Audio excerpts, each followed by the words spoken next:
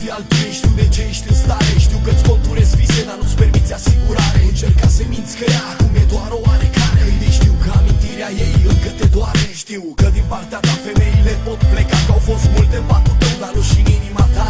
Ei trec cu vederea, ei te înțeleg ca om și doar ei pot simți tristețea ta la telefon. Fii acolo pe poziții, știi, o prietenie nu înseamnă doar curve, droguri sau beție. Așa că fii acolo, ca ajutor, nu ca actor, gata să lupți cu pumnii strânși în războaiele lor.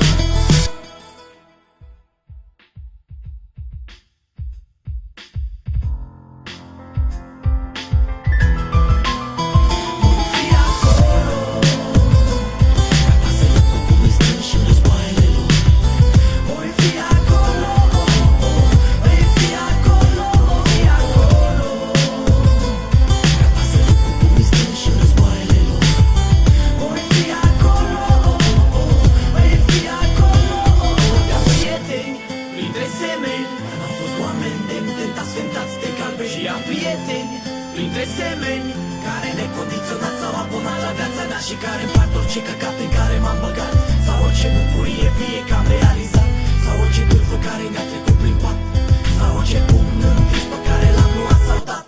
Alții au dispărut cu un sărut ca Iuda, dar încă mi-amintesc cu drag de ei în ciuda faptului că-i văd doar în fotografii. Îi respect pentru că au fost acolo într-o zi și să mă fot în ei de bani, că gratul ăsta ne desparte. Viața asta mă prea scurtă să distrate bancomat și-s prea puțin pe aproape pe drumul ăsta lung. I-aș număra pe degete doar dacă aș fi ciung.